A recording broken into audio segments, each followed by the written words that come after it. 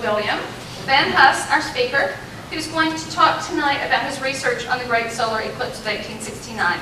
This is the event which, of course, gave Solar Hill its name and brought Bristol in touch with the scientific community at that time. William is a Bristol native. He's a painter, musician, and writer whose work has been featured in numerous publications. He earned his Bachelor of Arts degree in history at King College, graduated in 2013, and he's currently pursuing a career in historical interpretation. He's volunteered with the Smithsonian Transcription Project and in public outreach for the Natural History Museum at the Gray Fossil Site. So without further ado, Mr. Vanhuss and the Great Eclipse.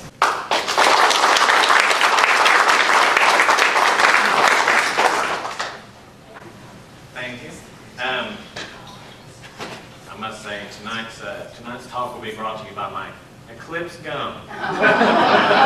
Picked it up today.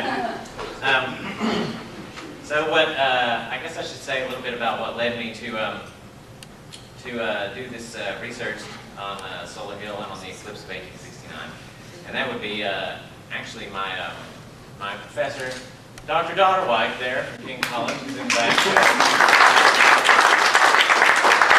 My mentor at King College. He gave us an assignment to do a piece on local history, and because I'm interested in astronomy, although I'm like a lot of the Bristol Astronomy Club, you could totally school me on some astronomy. But because of my interest in it, I chose this subject for my paper. So what we're going to talk about is the eclipse and the team that was sent here by the U.S. Geological Survey to observe it and take some measurements to see if they could find some new exciting discoveries. Oftentimes, eclipses or any celestial type of events are kind of known as, since ancient times, have kind of been like harbingers of change or omens.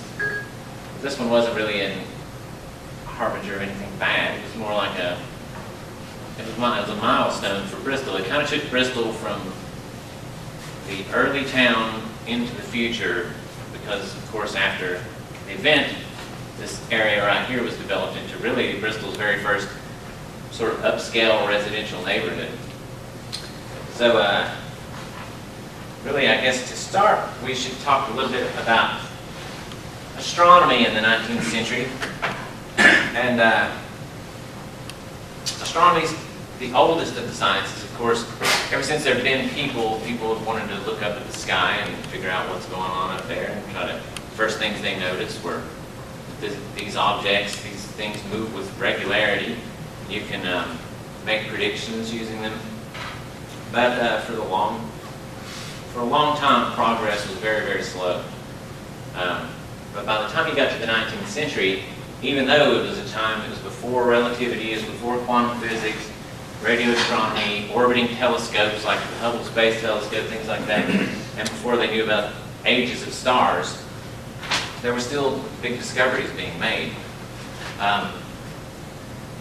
In the 1700s, the spectroscopy, running light through a prism, was used for terrestrial light objects, but in the 1800s, actually, Joseph von Fraunhofer, I'm not a very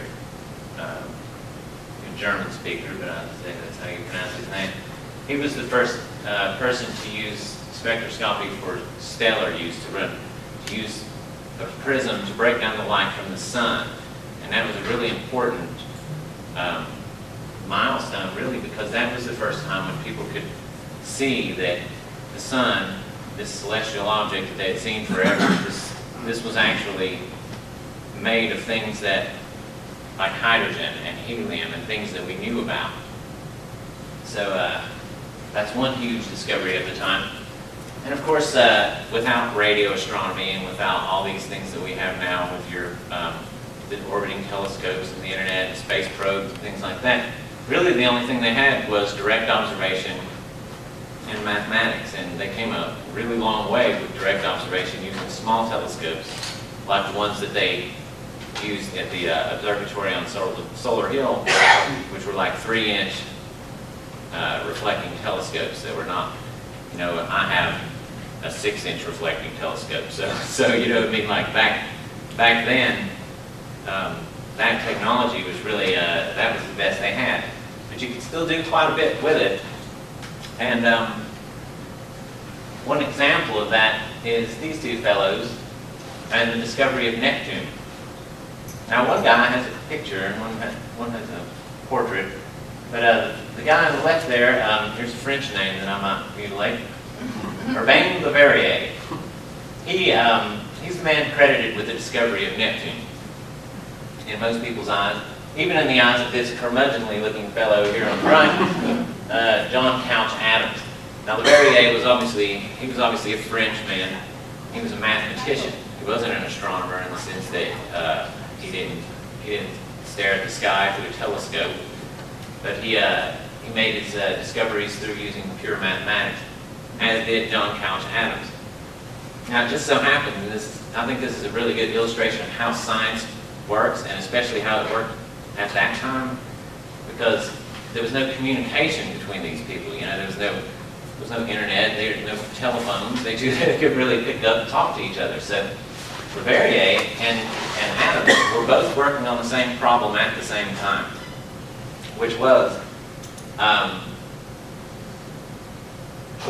orbital perturbations in the orbit of Uranus. So, in other words, how they discover new planets now. A lot of times you hear about exoplanets being discovered, like from other stars, and what they say is they'll look at this star and they'll see that this star doesn't just sit totally still. Like, it has little tiny, like almost just imperceptible almost movements, and that's because it's sort of like tethered. When a planet orbits the star, it's sort of tethered like a ball, like going around, so it would move that central thing, you know, with that object. See, both of these guys saw that going on, and they started doing the mathematics to try to figure out when this thing passes, these two planets pass, that's when that's happening. So they wanted to try to find that planet, and they suspected that there was another planet in the solar system, within our solar system. So that's pretty big. It's a pretty big thing to find a new planet in our own solar system. So what happened was Le Verrier, he went through his mathematics. He thought everything was great. He shipped it all up, special delivery to Berlin, and he sent it to the observatory in Berlin to astronomers there. And when they trained their telescopes to this little teeny tiny black patch of sky that had nothing in it, boom, they saw Neptune. It was a planet. You know, it was obviously we have a new planet here. Well, he did that before Adams did that, although he was getting ready to do that. Adams started before him, but he finished before him.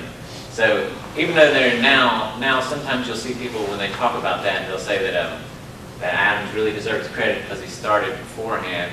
Even Adams in his own life said that Le Verrier finished first, you know, and so he deserves the credit. But this will play into our story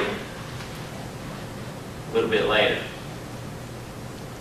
I got a video about how eclipses work that I'd like to show you, because we're going to talk about eclipses, and it's a lot easier for me to show you a very simple video than for me to try to explain eclipses.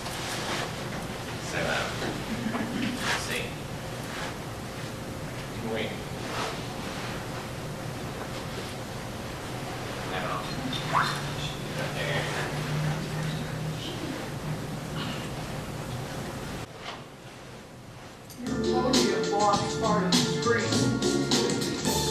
Thank you.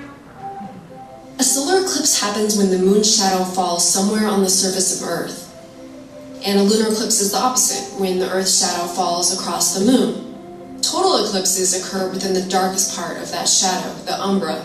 In the lighter part of the shadow, the penumbra, we get partial eclipses. So that's the short explanation. But you might wonder why we don't get eclipses every month, given that the moon orbits Earth every 29 days or so. The first reason is that the moon's orbit path is not in line with the Earth's orbit around the sun. It's tilted 5 degrees. That doesn't seem like much, but keep in mind that the model we're showing to you is way off. If the Earth and the moon are this size, the distance between them should be around 10 feet. So at this distance, 5 degrees is enough to keep the moon's shadow off of Earth and the Earth's shadow off the moon most of the time. So why do we ever get eclipses? Because there are 2 points where the moon's orbit crosses the sun's plane, called nodes. And as the Earth moves along its orbit, these points line up with the sun about twice a year. If the moon is between the sun and Earth at that time, we get a solar eclipse. If it's behind Earth at that time, we get a lunar eclipse. In a total solar eclipse, the moon completely covers the sun from the vantage point of someplace on Earth. This is possible because, by coincidence, the sun and the moon appear to be the same size in our sky. While the sun is 400 times bigger than the moon, it's also 400 times farther away. The moon has an elliptical orbit, though, so its size varies about 12% throughout the month. At its closest distance, we can get total solar eclipses, but when it's farthest away, we can get annular eclipses, where a ring of sunlight remains around the moon. In the far future, Earth will only get annular solar eclipses. We know that because Buzz Aldrin and Neil Armstrong left mirrors on the moon in 1969. Astronomers bounced lasers off those mirrors to measure the moon's distance, and that's how they found out that the moon is moving away from us about 1.5 inches every year. So at some point in the future, we're talking like 600 million years from now, whatever creatures live here will witness Earth's very last total solar eclipse.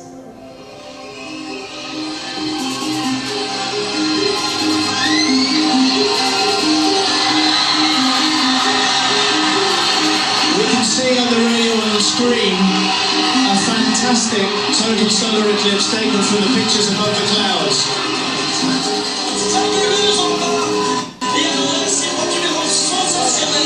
This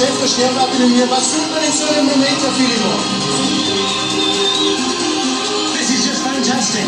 The totality lasts no longer than 7.5 minutes, and although Earth gets an eclipse like this every 18 months on average, each one is only viewable by less than 0.5% of Earth's surface. Eclipse chasers will travel all over the world to put themselves in the path of that shadow. You're much more likely to see a total lunar eclipse in your lifetime. They can last 1 hour and 40 minutes, and they're viewable for anyone on the night side of Earth. During a total lunar eclipse, the moon often turns red. If we didn't have an atmosphere, the moon would go completely dark, but the gas molecules in our air scatter the shorter, bluer wavelengths of light, while the longer, redder wavelengths pass through to the moon.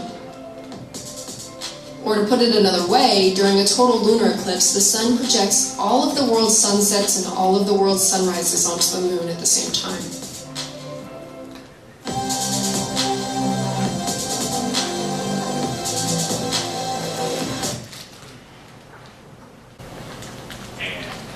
So, I hope that explained a little something, because it's very confusing to me, and I've read about it a million times. So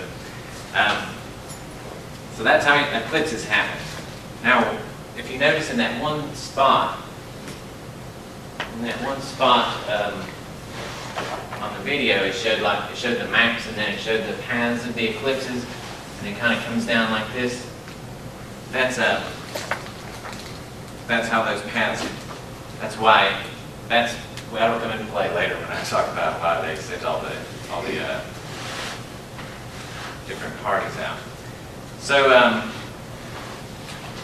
actually, we should talk about Leverrier a little bit more, because what he did next was he came up with another theory, because the Neptune theory worked so well, and we found Neptune, so he came up with another one.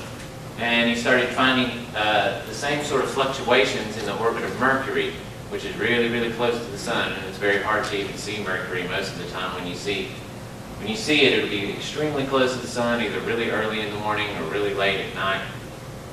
And he found fluctuations in that orbit. And he reworked his math, and he said there's got to be a planet here. So when we get up to the eclipse of 1869, that was what they were looking for. They called this planet Vulcan, and it's a speculative planet. And that was one of the reasons to send all the expeditions out to study this. For one thing, just for scientific knowledge, to observe an eclipse. Another thing, look for Vulcan. And another thing was Bailey's beads, which is something else that's, see if I've got that there. Bailey's beads, which is kind of confusing well, at least when I first read about it, it was kind of confusing because we saw the diamond ring effect in the video where you get the really dramatic boom right there.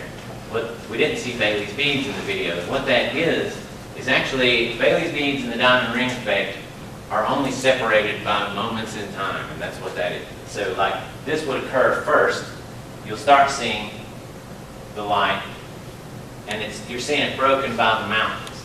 So you can actually see the actual mountains of the moon, and you can see the light kind of coming through those mountain ranges on the moon. But then when the light comes through, it comes through in one big brilliant flash like that, and that's what the diamond ring effect is. And Bailey's beads had actually been observed for a long time. It was Edmund Halley observed it, and it was something that people had seen when they were brave enough to look at a solar eclipse, I suppose, back in the days of Edmund Halley. But they wanted to see it with their nice smoked glass mirrors and everything like that. So we should talk a little bit about Bristol in 1869. And this is kind of my reasoning for, I guess, part of my main fascination with history has always been, I just like to, I like to take anything I'm reading about, and I want to be immersed kind of in that time. So to talk about, to dryly talk about just the science of what happened, and then this happened, and then this happened, really doesn't tell us much about Bristol at that time. So I think that it's important to really kind of try to put yourself back in that time. And Bristol at that time was really only, just after the Civil War, really only about a generation after its founding, after the very first people that had lived here or settled the place. This down here, downtown, was called Beaver Flats. Over here we had Goodson, so there really was no real Bristol like we know it today. And the hill, Solar Hill, was known as Lancaster Hill because the Lancasters now lived in the house where the King House now stands up there at the highest point. And it was all totally just farmland. It was it was a cow pasture really. And then there was woods all down here. So there's really nothing there but one house, cows, a few trees, not even many trees really. There's in the descriptions from the party, they only mentioned a few oak trees. So the downtown would have had. I remember seeing along. When I first started seeing books, the first books I saw about the history of Bristol were the ones that are here in the library, and the ones that have all these old pictures in them. They're really that Bristol Historical Society or Association actually put out, and they have all these old pictures. And then you see a lot of this product that was called Dickey's Eye Wash. I'm assuming, am I right? That is because of all the dust in the streets. Is that what that was? I don't know whether that's why he came up with that or not, but it was a very famous product from Dr. Dickey. Yeah, so it was like huge. It was like our. It's a good rationale. Yeah, and when you go to that's the only thing I could think it would be for, because anytime you go to an antique shop around here, you'll see like old bottles of Dickey's Eye Wash or something. And I kind of assumed that because all the old pictures that I saw of the 1800s downtown Bristol were like State Street was dirt, and of course like when it's raining and it's the spring and it's the fall, those ruts, there's just ruts that the coaches went through and stuff, it's just all mud and everything. But then when you get into the summertime, all that's going to dry up. There's going to be dust flying around everywhere. You can imagine people down there sweeping it out of their stores, and it would get in your eyes, and you buy a nice bottle of Dickey's Eye Wash. Change that. It sticks that right up for you. But then the train station had just been rebuilt, to my understanding. They had 2 train stations. It was a long, hard fought. A lot of people here probably know more about this than me, but there was a long, hard fight to get the train to run through Bristol. And then you had the 2 train stations. And then in the Civil War, Union forces burned down both train stations. And one, I believe, was located over in Anderson, where Anderson Park is right now. And then they rebuilt the one that we have, in the place that we have now. And so in front of there, Front Street, that is where you had your hotels. And you just kind of get a picture of Bristol as being there was a bit, downtown would have been like business residence, farmland right beyond like the actual State Street, and then some hotels where they had begun to cater to people who were coming through from out of town. So that's kind of a good picture of Bristol at this time, I think. Now, when the astronomers realized that there was going to be an eclipse on August 7th, 1869, prime time for dust to be flying in the air in Dickey's eyewash. When they realized that, they took the U.S. Coastal Survey, who was busy at that time, surveying the west coast all the way up to Alaska, or all the way up to Canada at least, like going all the way up through all the bays. They did Monterey Bay, they did San Francisco Bay. They went all the way up through there. They were just surveying the land out there. And the man who was in charge of that was a General Richard Dominicus Cutts, and he was the man that they chose to send to our spot. Even though they put, and he seems like really the most able-bodied of all of these fellas, because he's got a sterling background. They sent an expedition to Alaska. They sent one to Iowa. They sent one to Indiana. They sent one to Kentucky, and then they sent one here. And if you Alaska, Iowa, Indiana, Kentucky, you get that diagonal line of where that eclipse was going to be. So they wanted people at all those spots, so they could get measurements, not only measurements from one spot, but then when you correlate those measurements with measurements from all spots, then you can learn a lot more about the eclipse. So they sent all these fellows out. This was Richard Dominicus Cutts, was our leader, came here. He was sent by Ulysses Grant, who was the president of the time. Cutts was born, although it's very hard to find any information on Mr. Cutts. He was born in Washington, D.C., and he kind of came from a family. His father was a senator. He was educated in Georgetown. He served in the Civil War, and while in the Civil War, served with the Union side, he attained the rank of brigadier general. Then after the war, immediately after the war, he joined the U.S. Coastal Survey, and then he was the one who was responsible for the first surveys of all those out west, all the San Francisco Bay and all that stuff. So he actually married his wife,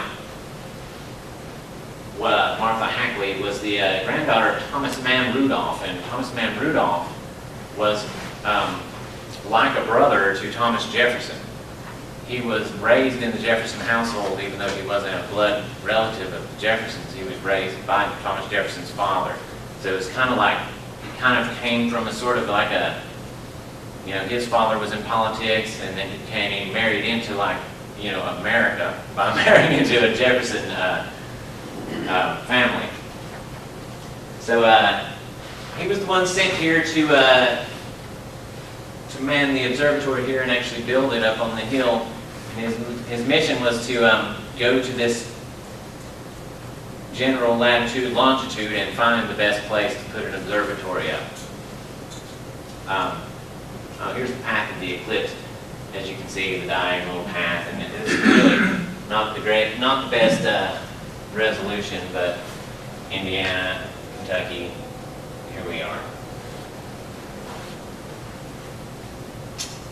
Okay, now the construction of these observatories, although we have no pictures that I've found, they might exist, they may exist in somebody's house here, and that's, there's certainly more research that could be done on this, and if we found some, that would be really incredible, but these are from the Burlington, Iowa Observatory, these pictures, and there's one of them that's like a stereoscopic thing, you put in a little thing, but as you can see, they're pretty primitive structures. It wasn't intended to be anything that was going to last for a long time. It wasn't. It was basically they were throwing it up. It was intended to shelter the people who were inside from the weather, give them a place to lay their notebooks, give them a place to hang their lanterns, and observe the eclipse from. Okay, now as for the location of the Bristol Observatory, this is actually a detail of this original map that Susan brought one of us to look at, and you should all come up and check it out. But this is the detail of that.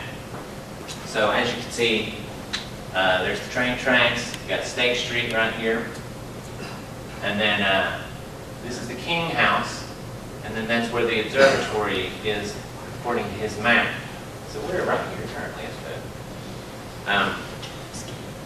Now, in his notes, I'll read what he says. He puts the location, because I've talked to a few people about this, and they always say that some people are, we all believe it's in the same general vicinity. It's kind of cool. It'd be good to know exactly where it was. So according to his notes that he sent to the U.S. Coastal Survey, he said it was the observatory was erected on a bare ridge lying to the westward of adjoining Goodson, about 1/3 of a mile from the telegraph office, 320 yards north of the state line, and 82 feet above the railroad track, and 1,760 feet above the sea. Now I take that to mean that when he says 82 feet above the railroad track, he's adding elevation to the sea level elevation from the railroad track. So that's what he's talking about, 82 feet higher than what the railroad track is down there.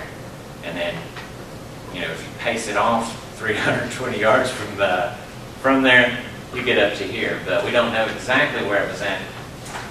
But I suspect it was in the lot that is occupied now by apple trees up there. Oh, there's a nice shot of the King House, which was the only house that was up there at the time. Of course, this is not what it would have looked like at the time, because most of that was later additions that had been. There's actually the oldest parts of this that would have been in existence at that time are actually inside of the house, according to what Bud Phillips told me. Okay, the location. This is what I'm guessing on the location. Up here, either in this end of this apple orchard where these oak trees are, although these oak trees are not nearly old enough to be the oak trees that are mentioned there, because I spoke to the man that owns that. His name's Tim, and he told me those oak trees are about 50 years old. So oak trees just grow incredibly well and huge, like over no time. So I'm thinking probably here, or possibly partially in the lot that the house that's next door to you.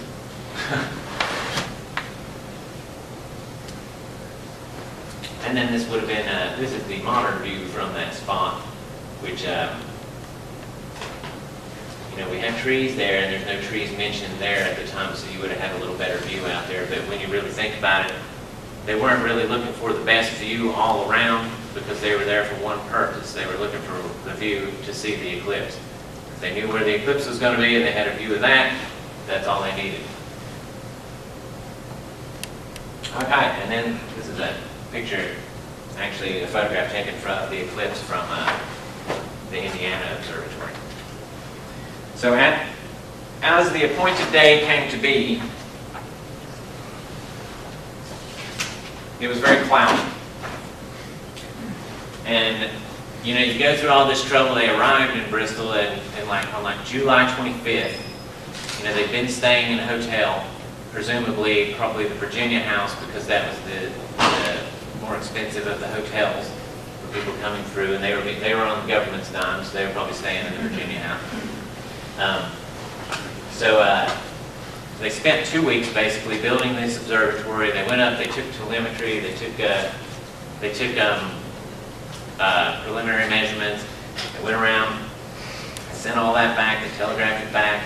They found the best place. They got all ready, and then the day came, and it was cloud covered. There was clouds all over the sky. So they sat up there with the telescopes, and the local people came out. Local amateur astronomers were there.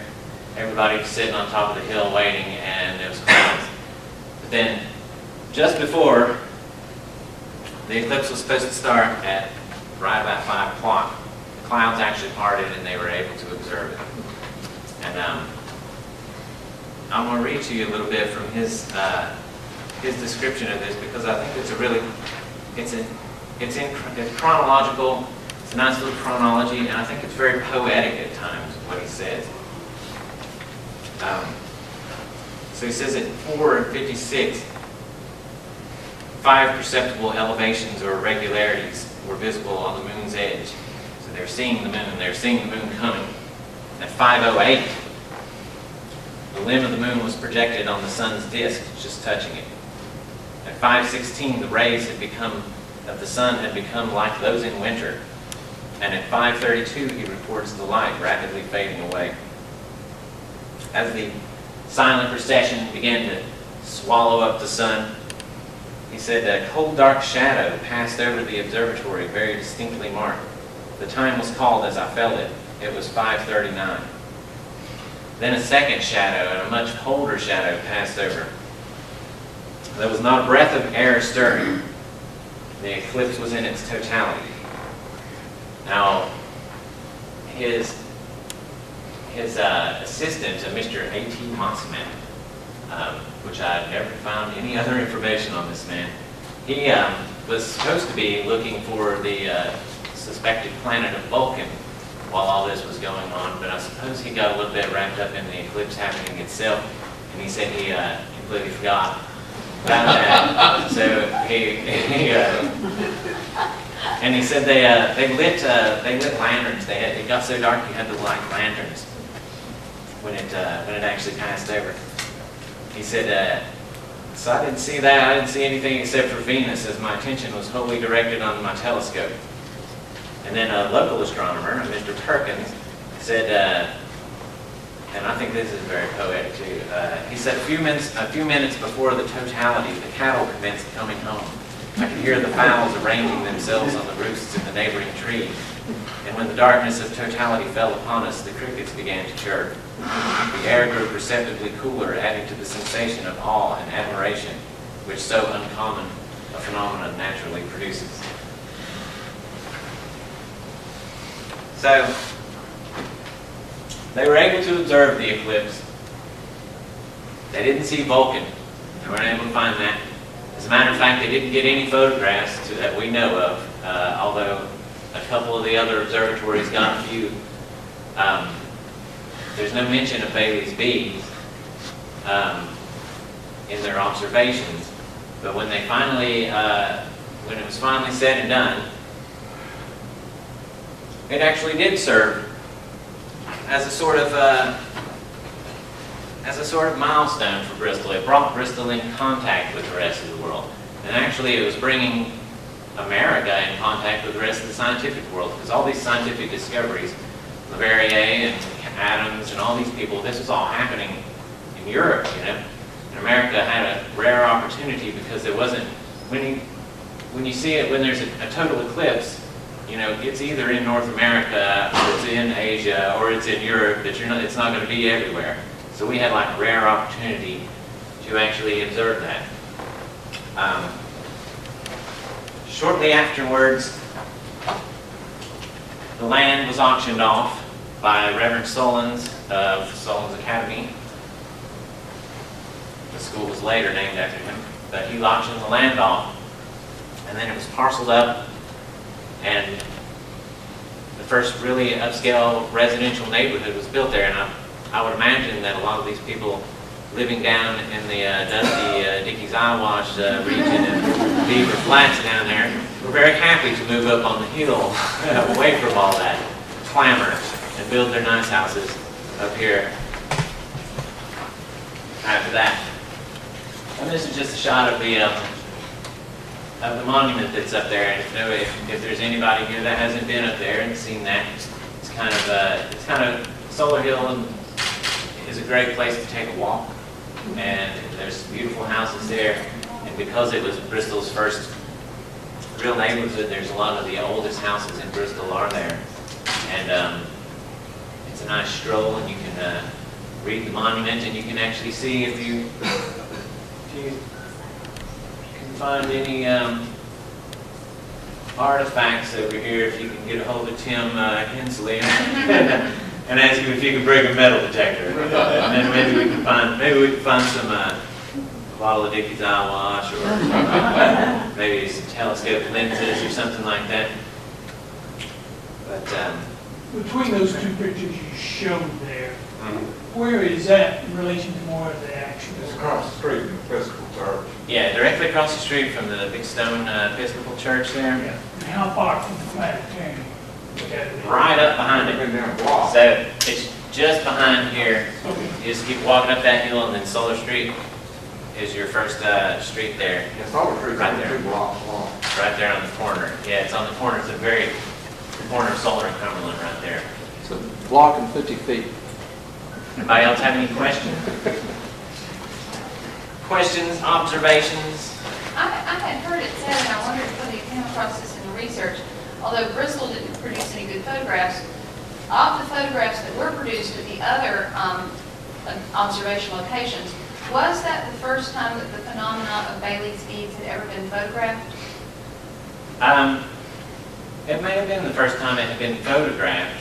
I had heard that, but I didn't know. Just if it not was the true. first time it was observed. I know they got good photos of all of the eclipse in its various stages in Indiana. It was just at the cusp of photography Yeah, becoming 1869, really early there. So, pretty but commonplace. you know, that's pretty good to be able to photograph an eclipse though at that time. I mean, you know, to really observe it, to observe the sun at all. I don't really know how they would have done it with the cameras that they had at the time, but they managed to do it because I have observed the sun with a reflecting telescope, but the only way I've done it is because I don't have those special lenses, just takes the lens out of it's the time telescope that's got a tube, and then it has the lens up here. This is a mirror down here reflecting it out. So you point it at the sun, just take the lens completely out, and it bounces off this mirror, and then out this tube, and you can put a piece of paper, and that will project the sun on the paper, and you can see sunspots on it and things like that. So, I mean, they may have done something like that and then photographed back. You know, They used that would have been a prism arrangement. really. I didn't know how they would have done it, but they did come up with some photos at some of the other places, but. There may be ones that exist from Bristol, but we just haven't found them yet because there's just not a mention of it. They don't say that they didn't take photographs, but I could find no mention of any photographs that had been developed and sent back with the report. And corollary to that question, did any of the other sites actually remember to look for volcans? Yeah, but nobody could find it, and because that's extremely hard to do, because you would have had to. Even if there was a Vulcan in existence, which we now know that there was no Vulcan, but even if there was, you would have had to see it transit across the sun right when that was happening because it would have been so close. Mercury is so close to the sun, so that would be probably the only way you would see it is if it transited the sun. And then, you know, if you're getting ready to observe an eclipse, I guess, I don't know. They continued to look for Vulcans for about another 20 years. Yeah. I would sort of give that. Yeah, because that eventually, actually, that perturbation in the orbit of Mercury was explained by relativity, but that would take, That was you know, 1905. right. So, Actually, Gene Roddenberry found a volcan in 1960. yeah, found one Vulcan, and rest in peace to that Vulcan. There was according to Bud Phillips, if I'm not mistaken, there were a few other interesting historical events that occurred in that same area. One, if you look right behind that monument, you see that stone wall there? Yeah, That's where the old Stagecoach Road was.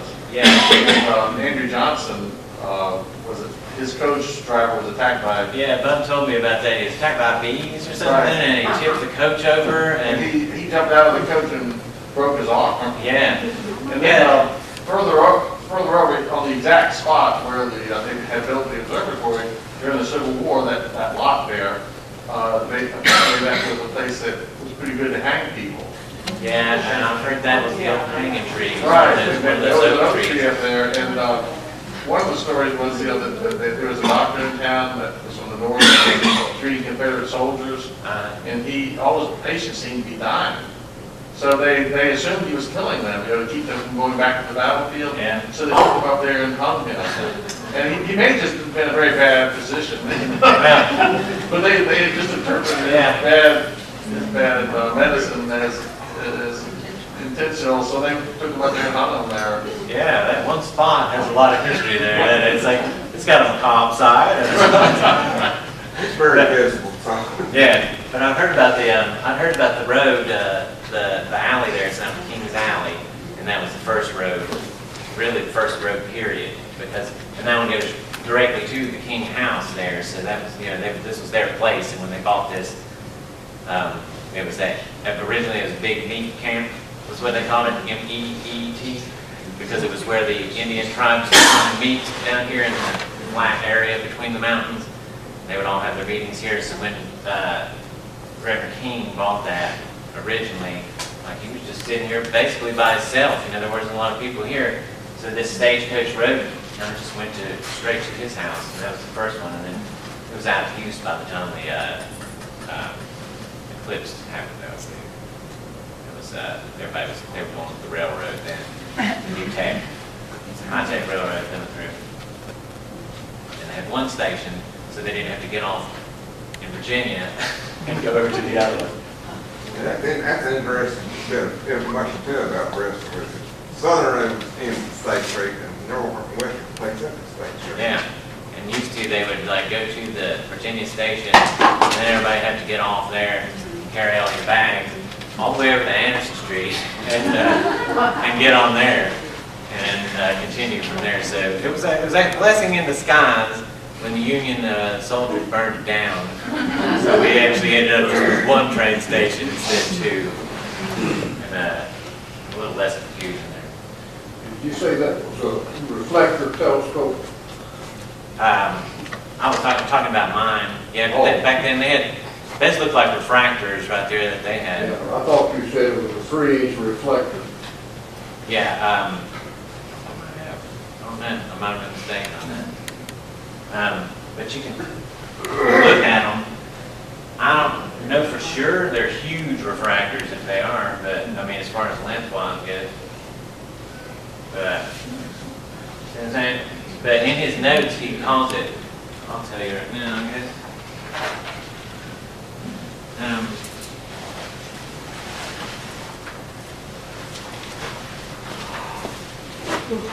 Yeah, normally when you see the really long telescopes like that from those days, they were refracting telescopes. Did you ever hear how long that little building stayed there? No, but I did hear that it was when it was dismantled, they used some of the wood for one of the first houses that was built up there. And I don't know which house it was, but I know that White House that's on the corner. Well, the one on the very end is there's a debate which one's older, right, Robert? Well, my date says 1871. Oh, well, there you go. Yeah, that's about as old as she gets there. A house in the corner, I remember everybody said, this is the house that was there, it's now inside that house. Yeah. Because I've been up there, yeah, you can see the old roof on it there. Did you look for any photographs of the eclipse while you were up there? No, I remember that to the water. I was going over to find out Barbara Bunker after knocked the wall down. Make sure it wasn't No, I can't. a low burning wall. I can't find it right now. Oh, okay. It says reflector. It says reflecting telescope. He said he was looking through the lens of his 3-inch reflecting telescope. So these here, I don't know what they are, but I would imagine a reflector like gathers a lot of light from the sides of it. So I would say that 3-inch would be a 3-inch reflector for that would probably be better than a 3-inch refractor for that job. Observing the eclipse. But if anybody wants a copy of the actual paper that I came up with and the research and all the links and things, you can just write your email address down and I'll send it to you. And you can read it for yourself and have a walk up there and kind of try to put yourself back in that time, I guess. Why was there never a house built there? It was. It was. The Yeah. house was gone. And it's just currently, it's just an empty lot. There's a number of them burned along. Yeah, and some of those houses that are there right now, like that one that is in that lot, that it could be in part of that. That house was built in the 30s, I believe. So like, there are a few houses up there that are not nearly that old. So I would imagine there's probably a couple of houses right there in those two lots that were the original ones over there. They couldn't leave pretty soon after the eclipse, or they hang around a while? Yeah, they just hung around for about another week to dismantle their observatory and then took off. So, and then back to the job of surveying up the coastlines. Well, I've never heard from them again. About that alone. Yeah, I know. It's mysterious people. It's hard to find information on General Cutts there. But it took a lot of effort to find his info. But he's an interesting guy. I really wish I could have found a picture of him, but I couldn't find any pictures in existence of him. Your chart, where is that from? Your illustration. This belongs to Susan. You can tell him more about that. I got it from a historic maps dealer in Atlanta, Georgia, through eBay. And yeah, this is from their observations here. These are drawings. And it wasn't framed, I just bought the map. And then Did you build the frame? Thank you. I think Hobby Lobby built that frame. They copied yours. She drew it. Tonight's talk brought to you by Eclipse Gum and Hobby Lobby. I think of the 19th century as a great age of the amateur naturalist. People fossil hunting and doing this sort of thing as amateurs that later became part of the university system of study. Yeah. Do you have any sense of where astronomy ranks in that world of amateur pursuit? Is it prohibitively expensive, or is it something a lot of people took part in? How much did that capture the imagination of the 1869 community? At that time, I would imagine it would have been prohibitively expensive to do any kind of real astronomy or to have anything even approaching what you can get now for like $100, you know. So back then, it was kind of a probably pretty much in the colleges and in the government and the science world like that. I don't think there was a lot of amateur astronomy, although they do mention that there was a couple of amateur astronomers here at the time that went up there, but I don't know if they were amateur astronomers in the sense that they just did naked eye observation and they were like, wow, there's some telescopes in town, or you know, they had their own telescopes, because there's a lot you can do with naked eye observation, and you could have been an amateur astronomer for a long, long time, because the foundation was people like Tycho Brahe back in the 1500s or late 14 or 1500s or something. He set out for 40 years outside and just looked up and plotted everything on a piece of paper, you know. And it's that kind of like really foundational type of work that, you know, I guess what they mean when they say you stand on the shoulder of giants, you know, because it builds from that really basic foundation work. Well, on the bench, you got in trouble with the church because of its observations. A lot of people did. He's probably the most famous one. Yeah, Galileo, who is credited for some reason with the refracting telescope. He got in trouble. And but then by the time you got to, I think once you got to like Newton, he was doing all that work with optics and things like that, you know, where spectroscopy came from. Once you got to that point, it was like religion and science were starting to like split ways a little bit, maybe, and like give each other a little bit of room at least. And although there was kind of going from natural philosophers into the realm of like, I'm an astronomer, you know, or I'm a botanist, or I'm a, you know, so. But by the time you got to this point, to the 1800s, there were all kinds of discoveries being made, and I think a planet, you know, like Neptune, that is within our own solar system, that was a huge discovery at the time. You know, since ancient times, you only had like the planets that everybody knew, you know, and then they were discovering planets right here, you know, in our neighborhood. And there's still only 8 planets, so they couldn't put those planetary. Yeah, well, you either take it away or you add a bunch of planets, I guess, if you want to add everything that's the size of Pluto, because they keep discovering all these little smaller things like that, you know. Did you have an observatory there at King? There was an observatory there at King, but that could, I'm not sure what's going on with the astronomy program there right now. I could never line it up when I was there to be able to take any classes there, so it was always conflicting with something else that I was doing. But there is an observatory over there. There is an observatory. It is functional. 14-inch. And we use it monthly. We use it monthly for the public. Second Friday, it is open to the public. Okay, well, there you go. I'll leave it up there. Any other questions or comments? One of, was there a time there that every college in science considered itself lacking if it didn't have an observatory? I don't know. I don't know when that time came, but I would imagine it probably would have been in the 19th century at some point when you would really have to have that as a discipline in your school, because it's about the late 19th century. It was pretty well entrenched, and then of course in the early 20th century there was like such huge advances going on with relativity and quantum physics and all these things that you'd be really behind if you didn't. The King Observatory, when was it put in? You know, I was thinking 1950s. In the late 40s, early 50s. One more comment that you've not made in reference to so far, someone did earlier, the August 2017 eclipse.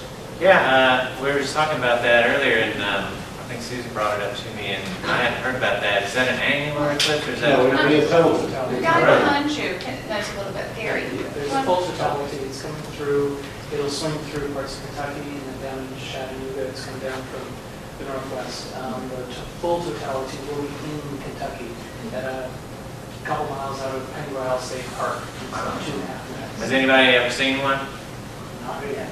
I saw a partial one, solar eclipse from the Bays Mountain Observatory over there. It is something a total eclipse you cannot, you can't talk about it.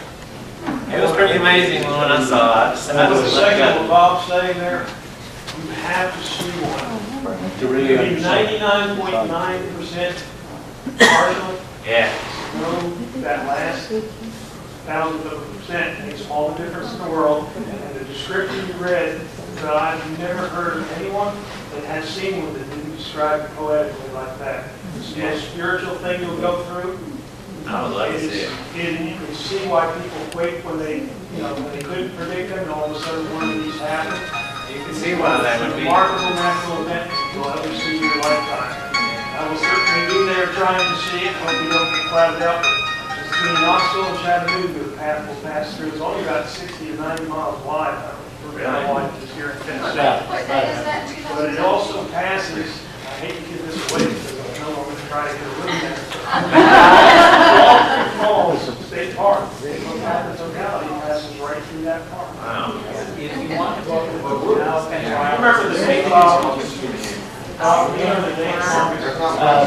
want to say August 7th. It's either the 7th or the 9th. In August. If I could, everyone here are amateurs, and Mike and I were associated with the Kingsport Astronomy Club also. And the one thing I always suggested to people that don't know anything about this, go to the bookstore and look for a magazine. They only are about $4. Most bookstores carry them. It's called Astronomy Magazine. It's for it has everything about everything that's happening. And about 6 months before, they will have a premiere issue telling where to go and when and all that sort of thing. And it'll give you all the details if you're interested in it. But we're still a couple years Do go take the time to look at it. The fellow that Forgot to look for Vulcan. Very understandable. I went through when I saw one as a teenager from North Carolina. I came down to New York State, North Carolina as a teenager, and I got to see it under clear skies. And I went through 36 exposures so fast. I said, I'm not going to have enough film here to do the diamond ring again at the end. And you will forget to do. So if you take the time to do something like photograph or videotape or whatever, you'll miss the thing. Take that. You only have 2 minutes, 3 minutes to do it. Just soak it all in. And there'll be plenty of pictures available in magazines, videos, and they can do it better.